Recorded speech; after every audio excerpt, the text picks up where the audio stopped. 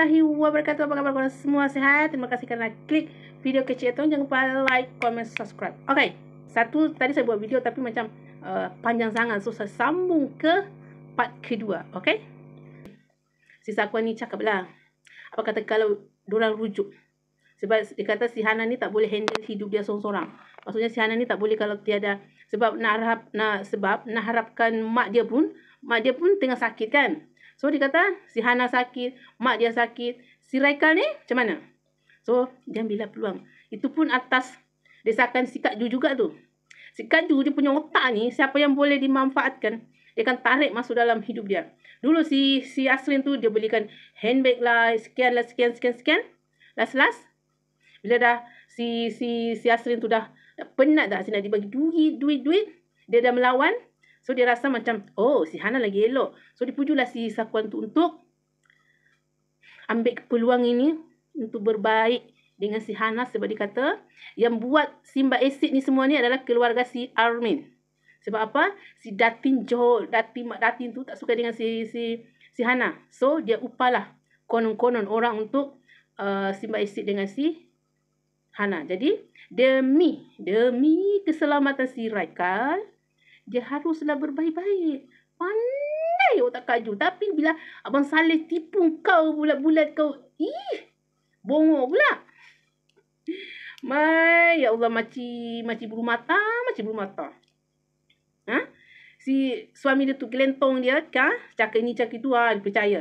Tapi bab nak dia pujuklah korang si Sakuan supaya berbaik dengan si Hana. Alasan dia adalah kasihan si Raikal nanti jadi mangsa kejahatan mak si Armin.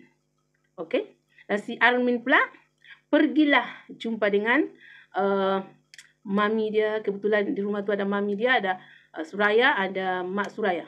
So dia umumkanlah di situ. Dia kata, "Mami, saya dah buat keputusan Umi, saya dah buat keputusan untuk macam tak mau lagi ada kaitan dengan si Hana.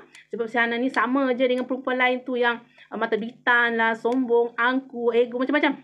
So dia nak teruskan pertunangan dengan Suraya. Oh, Suraya tu pelempang. Si Armin tu apa lagi?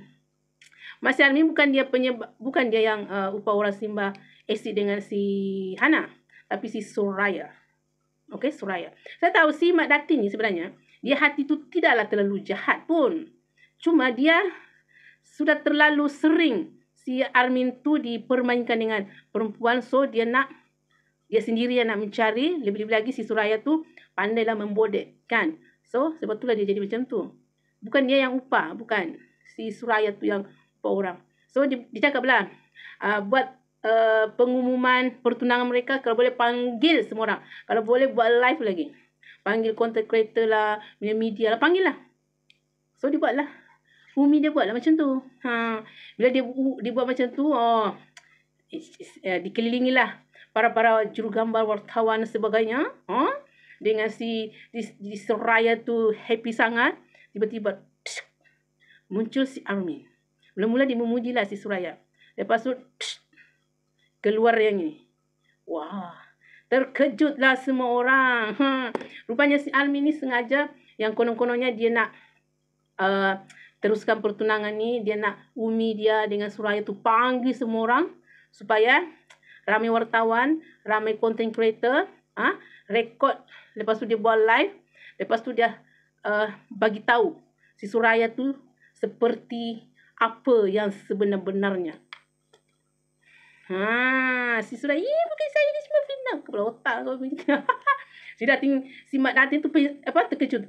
Suraya? Dia macam terkejut dah. Oh, rupanya kau yang buat upah orang Simba Acidnya. Jahatnya. Tapi dia cakap lah. Saya lah berfikiran macam tu. Tak guna kau Suraya. Lempang. So, si Hana pun nampak lah live tu. Dia nampak si Armin buat macam tu. Lepas tu dia pun. So, si Hana tengok live tu kan. So, si Armin cakap lah, Nurin Hana, sudi tak? Masukkan lagi dia dalam kehidupannya. Dia nak jaga dia nak lindungi dia. Pecahkan telur dengan kulit-kulit telur sekali masuk. Dengan kulit-kulit telur sekali masuk ke dalam tempat buat kuih dia tu. Bersambung. Okey. Begitulah kisahnya ya. Begitulah kisahnya. Dalam episod 21 ni pun polis tak wujud ya. Polis ni betul-betul tak wujud dalam cerita ni saya rasa. Sekarang dah episod 21, tinggal 7 episod je. Sebab saya dengar macam sampai episod 28 je. Sekarang 21 dah. Tinggal berapa lagi? Oh my god. So, okay, sudah. So, minggu pula. Esok jumpa lagi episod 22 di bahagian yang tertangguh. So guys, jangan lupa like, comment, subscribe. Bye.